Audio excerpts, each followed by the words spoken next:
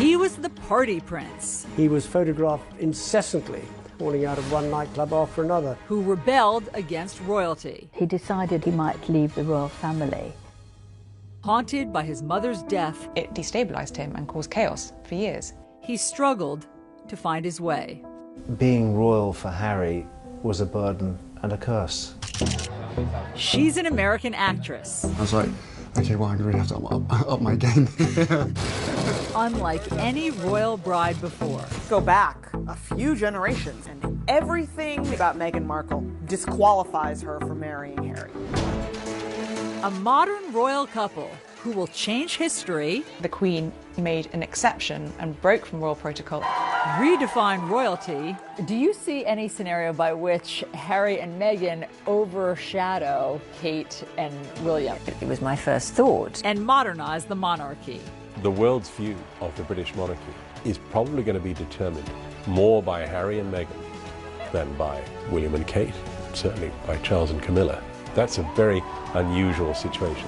Tonight, a CNN special report, a royal match, Harry and Meghan.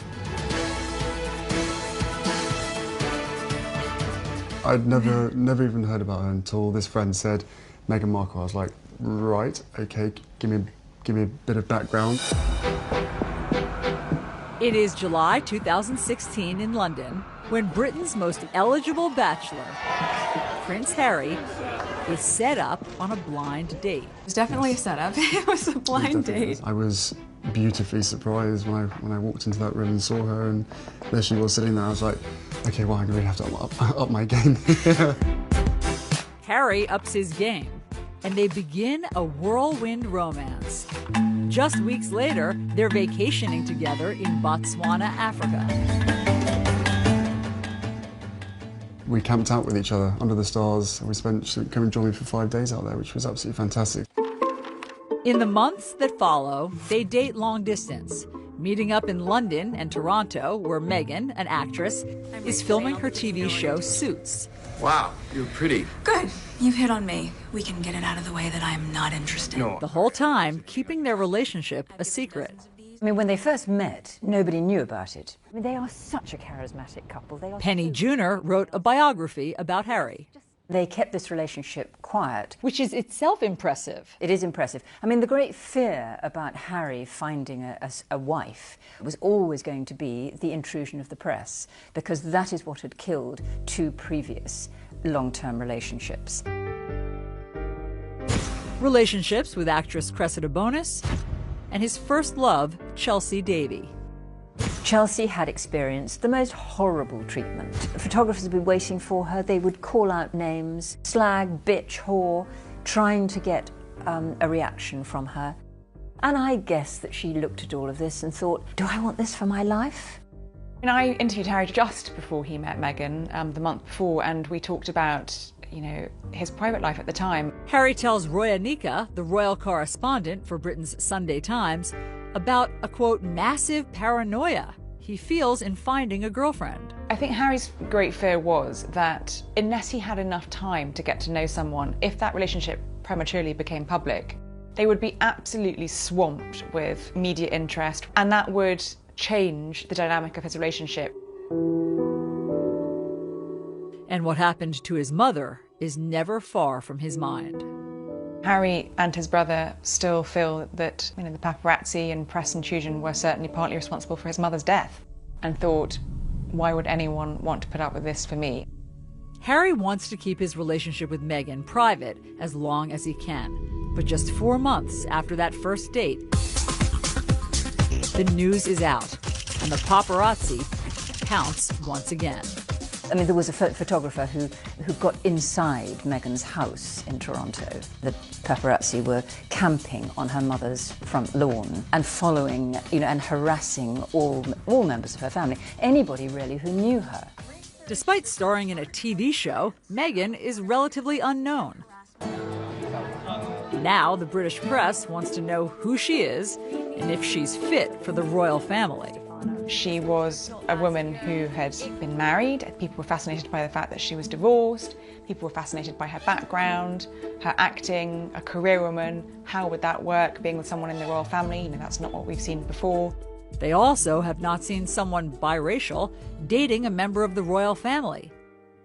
And some of the conversation is blatantly racist. There was one newspaper headline saying, "Straight out of Compton," suggesting that she was from a gang-ridden neighborhood. Afua Hirsch is a journalist and recently wrote a book about race, identity, and belonging in Britain. And would Harry be dropping around for tea in gangland, which was very clearly racially loaded. A whole nother issue exploded, which was the number of rather horrific social media racist comments began to flood in from the darkest, vilest corners of the internet. The royal family responds in unprecedented fashion, with Prince Harry's team releasing a statement confronting the, quote, abuse and harassment Meghan is facing. Very unusual for a statement to come out. No one understands this better than Dickie Arbiter. He was press secretary at the palace for 12 years. He made the point, this is not a game. It's not a game, it's people's lives. And he was very angry, and it was a sort of back-off reminder to what they did to his mother. Why is it that you think that Meghan's upbringing, her race, why did that garner so much attention? In the past, members of the royal family, princes, would have married princesses. And when Harry's father, Prince Charles, was looking for a wife, it was also a requirement that a wife should be a virgin and a member of the Church of England. You just go back a few generations in the royal family, and everything that you can say about Meghan Markle disqualifies her from marrying Harry. Kate Coyne is the executive editor of People magazine. This is precisely why you had Edward abdicating his throne so that he could marry an American divorcee. Elizabeth's sister Margaret was in love with a divorced man and was not allowed to marry him. Wasn't Charles and Diana's wedding and marriage a wake-up call in some ways for the monarchy, that you can try to have somebody perfect, but it has to be chemistry and you have to let the person have the freedom to marry who they want? No, well, I think it was a lesson that they've learned. Harry is desperate for history not to repeat itself, and he's anxious to protect Meghan. Harry's statement was the most romantic thing a member of the royal family has ever done. And I think Engagement Watch was on from that moment. It was, let's wait for the ring. The ring comes in November 2017. Prince Harry has announced his wedding engagement to American actress Meghan Markle. And the royal family welcomes Meghan with open arms. The Queen made an exception and broke from royal protocol and invited Meghan to spend Christmas with the royal family and the Queen at Sandringham. That was the first time a royal fiancé has ever done that before actually marrying into the royal family. A powerful sign the monarchy and the Queen are modernizing and changing. The royal family now is trying to at least be much more reflective of society, and the Queen, first and foremost, wants her grandson to be happy. And that happiness is something Harry has been searching for most of his life. When we come back, the moment that changes everything. He didn't really deal with what life without her meant. It destabilized him and caused chaos for years.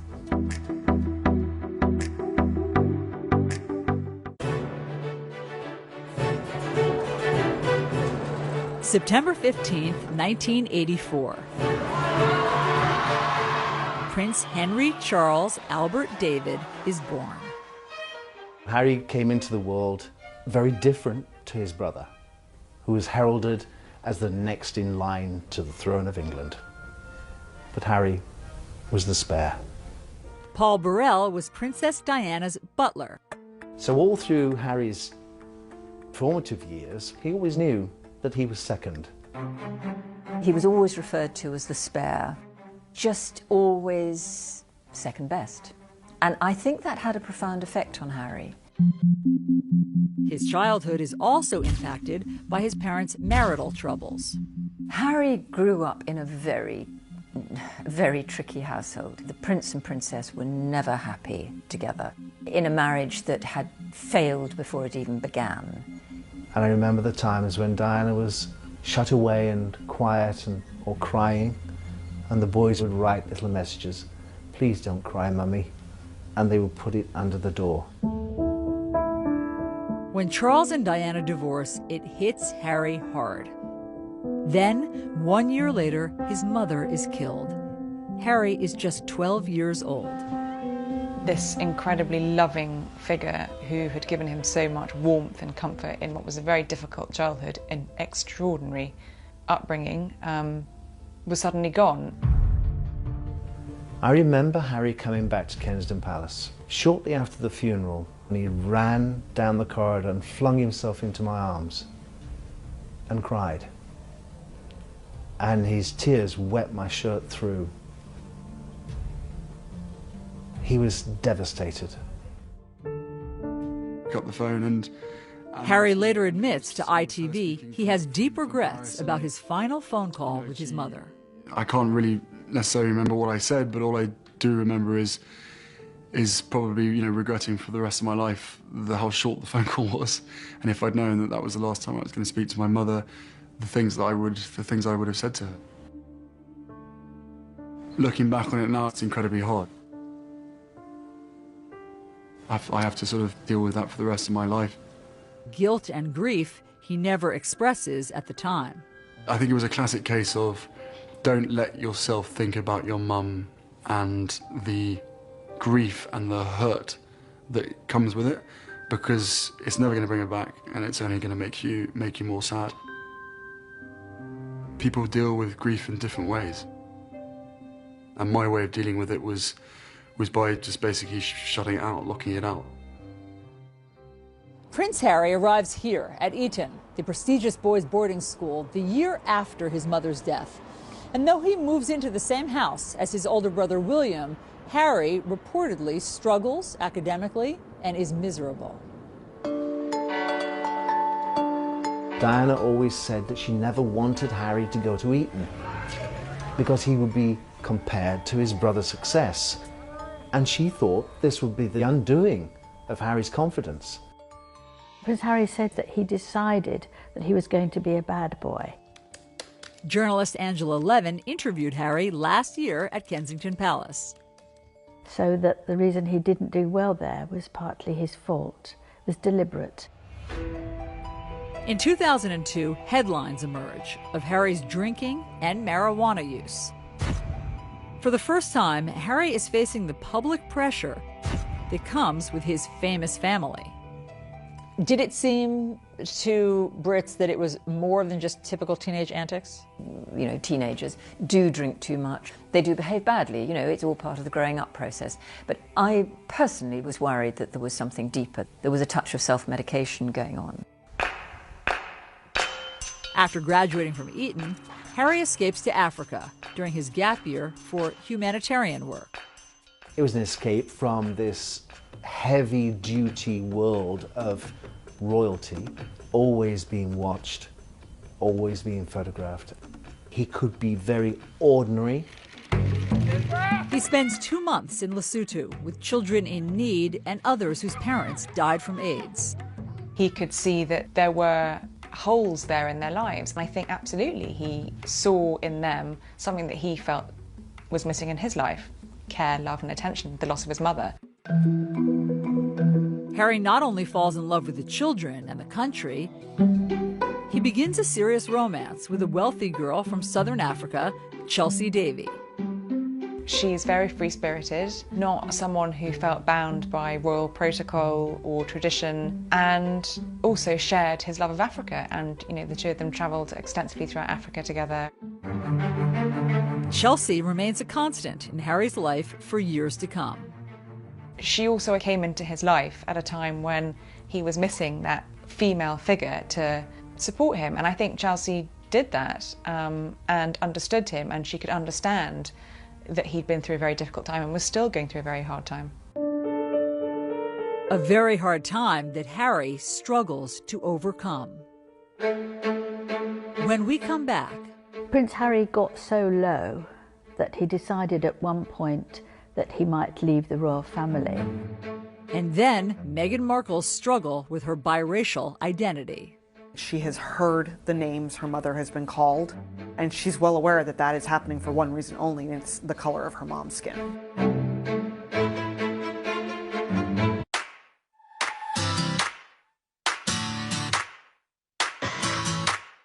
Meghan Markle grows up a world away from the pomp and circumstance of royal life. You hear that someone grew up in Los Angeles and you think about swimming pools and palm trees and Beverly Hills, and Meghan Markle's childhood in LA was not that. Born in 1981, she is the only child of Doria Ragland and Thomas Markle. Meghan's father was a lighting director for a number of shows in the Los Angeles area, most notably Married with Children. He eventually became the director of photography, and that was the sort of behind-the-scenes, less glamorous side of Hollywood. Meghan recounts spending time on the set with her father on The Late Late Show with Craig Ferguson. I grew up on the set of Married with Children every day after school for 10 years. I was there. Wow. I know. It's a very perverse place for a little girl who went to Catholic school, no less, to grow up. Action. Meghan certainly had every reason to be dazzled by TV, film, the whole on-camera experience from a very young age because she grew up around it. We all knew she wanted to be an actress. Christine Knutson is Meghan's former teacher. She was in the musicals, she was in the plays. She would sparkle when she got on stage, and I think it was just kind of in her blood. She loved it. Despite two loving parents, Meghan struggles with her biracial identity. I think she was kind of grappling a little bit with the sense of her identity and trying to understand who she was. Josh Duboff is a senior writer for Vanity Fair who has covered Meghan. Her father was white, her mother was black. She said when she would fill out forms, there wasn't always a bubble that fit her to fill in. She didn't want to circle the one that was implying that her mother, was more important than her father or vice versa. Meghan's parents go out of their way to make sure she does not feel different, but special. Her dad gave her a sort of Barbie doll family in which there was a black mom Barbie doll and a white dad Ken doll and then a baby Barbie doll in each color. But even that kind of points to how difficult it is to be Meghan at that age because the children were still either black or white. There was no biracial Barbie baby doll for Meghan. While the Markle household deals with race head-on, years of built-up racial tensions in the country explode right in Meghan's backyard. She was driving, I think, with her mom, and I think there was like debris, and she thought it was snowing, and then she realized it was actually the LA riots. Riots that erupt when 4 white police officers are acquitted in the beating of a black man, Rodney King. A moment Meghan says impacts her at a young age. It definitely opened Meghan's eyes to the fact that this was a world that was not always going to treat her fairly and was not always going to be kind to her or to her family. I was teaching here at the time, and I think it destroyed kind of that feeling that LA is this wonderful place to live and you have all these different kinds of people and we all get along, and then this just kind of smashed that. It's a grim reality for an 11-year-old to face, and one that would always be present. Meghan witnessed her mother experiencing racism. She has heard the names her mother has been called, and she's well aware that that is happening for one reason only, and it's the color of her mom's skin. Meghan's early experiences with discrimination are not isolated to race. While watching TV advertisements for a class project, one commercial stands out to her.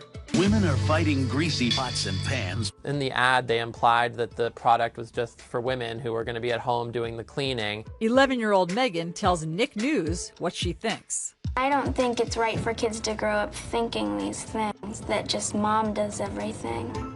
She was irate because she thought, my dad does dishes. It's not just women who do dishes. Why would it be women across America? And she wrote a letter.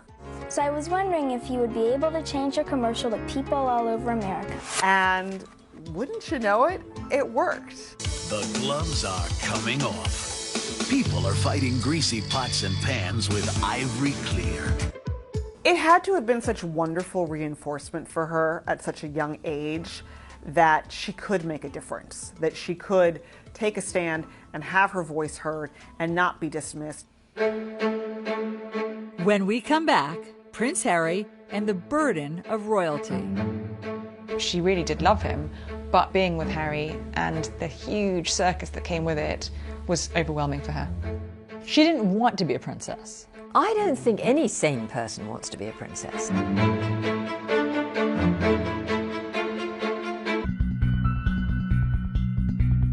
Outrage around the world after Britain's Prince Harry shows up at a costume party dressed as a Nazi, sort of Nazi. And that just seems like a moment of extremely bad judgment. It was a moment of complete and utter thoughtlessness. You know, he was young, he was very troubled, and he was drinking far too much. And he was a bit of a loose cannon. At just 20 years old, Harry is earning a reputation as reckless and self-destructive. He was photographed incessantly after he left school during a sort of gap year, falling out of one nightclub after another. And he has a run-in with the paparazzi that leaves a photographer with a split lip. For many years, it was a real worry about what would happen to Harry because he didn't seem to want to be a royal. He really kicked against it. He wanted to be a normal human being. When Harry arrives at Sandhurst Military Academy in May 2005, the pressure is on to turn over a new leaf. He'd not had that discipline for so many years. People were concerned that Harry wouldn't find his way. Sandhurst is nothing like the lavish royal lifestyle that Harry has become accustomed to. And throughout the 44-week grueling training course, he's treated like every other soldier. It could be said it kind of knocks a bit out of you. General Lord Richard Dannatt was chief of the British Army. In the early days, the first 5 or 6 weeks, when the training is really tough, it encourages people to rely on each other, to help each other. Harry is one of the guys, yet there are painful reminders he's still a royal. When his unit deploys to Iraq in May 2007, Harry is forced to stay behind. There have been a number of specific threats, specifically aimed at Prince Harry.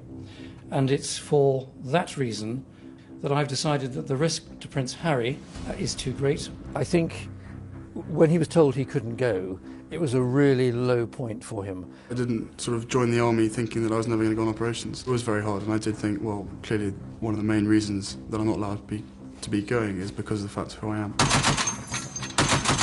But months later, a secret deployment to Afghanistan gives Harry a taste of the front lines. As far as I'm concerned, I'm out here as a normal JTAC on the ground and not Prince Harry. It's very nice to be sort of a normal person for once. I think this is about as normal as I'm ever going to get. It was pretty much a turning point in his life, but I think he realised the seriousness of life, really rose to the responsibilities. But after 10 weeks on the ground, his mission is leaked, and Harry is immediately evacuated. It wouldn't have taken Taliban or others long to have searched around and perhaps found where he was. So there was a risk to him, but I think also if there was an increased risk to him, there was an increased risk to the other soldiers who were around him, and the only sensible and safe thing to do was to bring him back. He was very angry. To use the words of his private secretary, he was boiling mad, and he sort of headed for the gutter. What did that look like? He started drinking very heavily. He was fed up with who he was. Who he was is also causing tension in his relationship with his longtime girlfriend, Chelsea Davy. She really wasn't that fussed at all by the trappings that came with Prince Harry. In April of 2011, Harry brings Chelsea here to Westminster Abbey for the wedding of his brother, Prince William, and Kate Middleton. There are 1 million people lining these streets, and millions more watching on TV around the world. It's an intense spotlight that Chelsea struggles to cope with. She was very determined that that would not be her life, and she wanted a career of her own, and ultimately I think that was one of the things that ended their relationship. She didn't want to live inside the goldfish bowl. Harry does not either, and he is determined to return to the battlefield. When he came to see me, he sort of sat rather slumped in a chair and said, "The trouble is, I can't be like a normal young man. But that time in Afghanistan had given him 10 weeks to be a normal young man, and he desperately wanted to replicate that again. And he accepted, and his private secretary accepted, that probably the only way he could go back was within the anonymity of being inside a helicopter, and he'd therefore need to learn to fly a helicopter. After 2 years of training, Harry not only becomes an Apache pilot, he is the top gun on his weapons course. He got it on his own. It wasn't because he was a prince. He actually had to fight really hard for it. He was one of the very top Apache attack helicopter pilots. Harry returns to Afghanistan in September 2012. He did exceptionally well. Brigadier Neil Sexton was Harry's commander on the ground. You go out there with the anticipation of having to use the Apache's weapon systems and to bring them to bear without any collateral damage, and also to conduct yourself in a way that's safe in the most demanding of environments. I actually believe that his success on those Apache aircraft was the making of Harry. I think Harry, who had spent all his life being second best to his brother, being the spare, suddenly found something that he could do, and could do better than anybody else. And that gave him confidence that he had never ever had before. And it changed him, I think. When Harry leaves the army after 10 years of service, his future is uncertain. I don't think there are any career options for a royal prince. It's easy for William. He's heading towards the throne. I think being royal for Harry was a burden and a curse because he was only the spare. What was his job? What was his way forward? As Harry finds his way, another romance is on the rocks. This time with his girlfriend of 2 years, Cressida Bonus.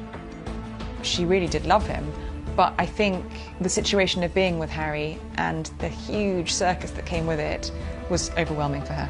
I think Cressida took one look at what life with Harry would have involved and just turned her back on it. You know, she didn't want to be a princess. I don't think any sane person wants to be a princess. Who would want to be a royal princess? It's a burden. When we come back, Harry opens up about his royal role. He's living this life that he's been born into. It's not his choice. He decided he might leave the royal family. And then Meghan Markle's big break. She got lucky. She undoubtedly handed in a great audition, a great screen test, and she hit the jackpot. After graduating from Northwestern University, Meghan Markle moves home to Los Angeles. She's eager to chase her acting dreams, but the industry is tough. That is an industry that is built on judging you and tearing you down and rejecting you and making you second guess your weight and your skin and your hair and your talent and your poise. It's brutal. It's brutal. Harvey Young was Meghan's acting professor in college.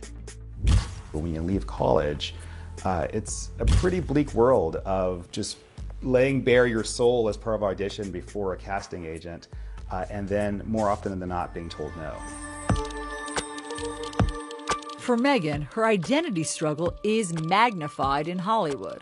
What has she said about how her race impacted her getting jobs? Casting agents weren't always sure what to make of her. Is she going out for a Latina role? Is she somehow maybe Italian or even Middle Eastern? Or is she African American? Is she Caucasian? She undoubtedly felt like at times casting agents just threw up their hands and went, oh, never mind.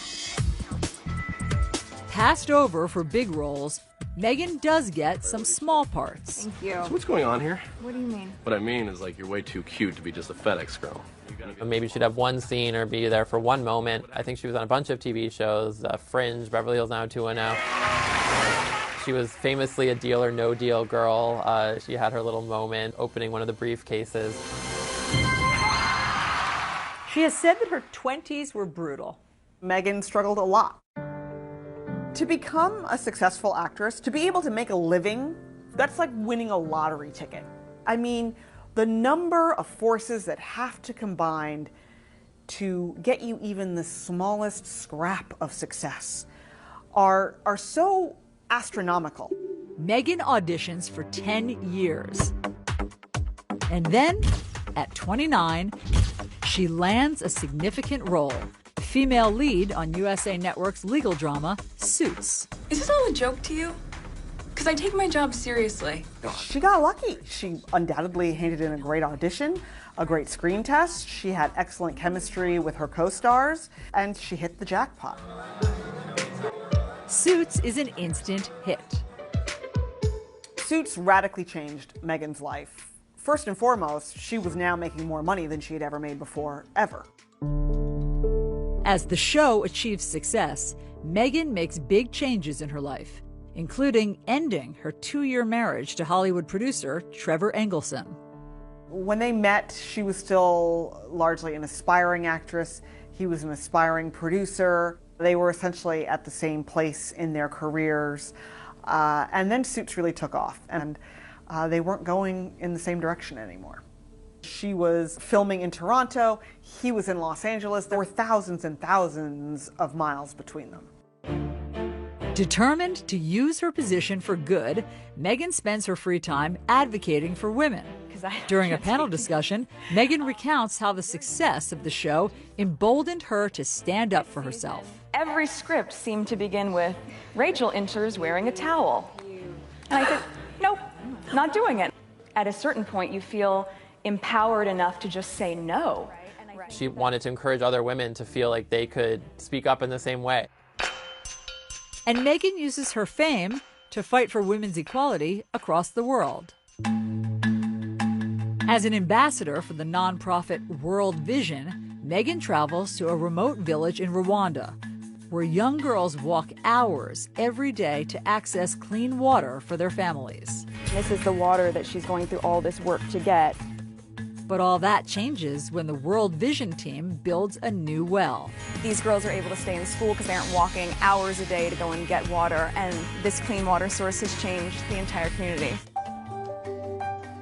She has a sense that if she's been given a platform, if she has some influence, that there's a responsibility she has to use that for good.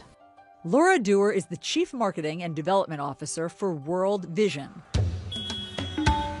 And she travels with Meghan to India in January of 2017. They visit local businesswoman Suhani Jalata in Mumbai, where the lack of sanitary products and the stigma around menstruation keeps young girls out of school. Suhani's created a business where they make maxi pads. They manufacture them, and then she has a team of effectively salespeople that go door to door talking to women about how they handle menstruation.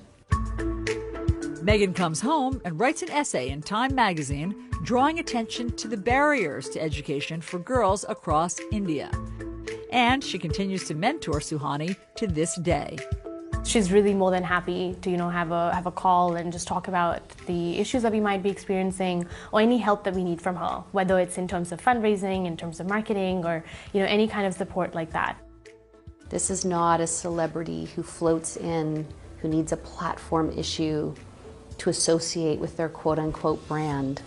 This is a woman who's had a desire to help in some way for a very long time, promote the faces and stories of women, and to begin to elevate them. When we come back, Harry and Meghan and the future of the monarchy. Do you see any scenario by which Harry and Meghan overshadow Kate and William? Oh, yes, I do. It was my first thought. This could be a problem.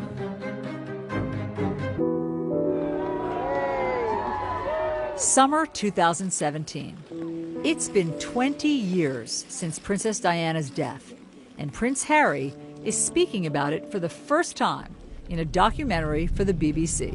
When you're that young and something like that happens to you, I think it's lodged in your heart and your head, and it stays there for a very, very long time. For nearly 2 decades, Harry says he held back his grief. He didn't really deal with what life without her meant, I think, for a very long time. And then when he did finally confront it, it destabilised him and caused chaos for years. I spent a long time in my life with my head buried in the sand, you know, thinking, I don't want to be Prince Harry, I don't want this responsibility, I don't want this role. You know, look what's happened to my mother, you know, why does this have to happen to me? Harry even considered a drastic move. Prince Harry got so low that he decided at one point that he might leave the royal family. He's living this life that he's been born into, it's not his choice. And I think he felt at times very cross about that. Did Diana's death affect Harry differently than William? Harry was that much younger, and interestingly enough, last year he admitted for the first time to mental health issues. And you can't help but having a mental health issue in terms of having lost a parent, not being able to grieve in the same way as you or I might be able to do. He wasn't able to do that, so he'd bottled it all up inside him. Now, Harry is letting it all out, sharing his struggle as part of his Heads Together campaign with Prince William and Kate to end the stigma around mental health. We never really talked about losing a mum at such a young age. I always thought to myself, you know, what's the point in bringing up the past? It ain't going to change it. It ain't going to bring her back. And when you start thinking like that, it can be really damaging. And Harry ultimately chooses a future he hopes would make his mother proud. I felt an overwhelming connection to many of the children I met. Something he shared with the BBC. Now, all I want to do is try and, you know, fill the holes that my mother has left, and that's what it's about for us, is trying to make a difference, and in making a difference, making her proud. He spends much of his time working on the charity he created for the children he met in Lesotho, Africa. You look at Harry's work with HIV and AIDS, that was something that his mother, as Harry said, you know, smashed through the stigma of that when she was alive. And he's focused on the Invictus Games, an Olympic-style competition he started to give wounded veterans a chance to be defined by more than their injuries. It's life-changing. It really is life-changing for them. I think he has used his own experience of loss and sadness and bereavement to help these soldiers. And the bereavement doesn't just mean losing someone, it means losing yourself, I think, too. He's embraced who he is. It took him a long time to get there, but he now fully understands that being Prince Harry, he can make people's lives better by putting his name to things. He's making a difference. Through it all, Harry has endeared himself to the public, becoming one of the most popular members of the royal family. Harry is incredibly likable, and he is incredibly genuine. What you see is what you get. He is so natural with people, much more, I think he's the most natural member of the family. He throws out the rule book. And that makes him enormously valuable to the monarchy. The courtiers at Buckingham Palace used to say, "What are you going to do about Harry?" And now they're saying, "What are you going to do with Harry?" Because Harry is a magic bullet.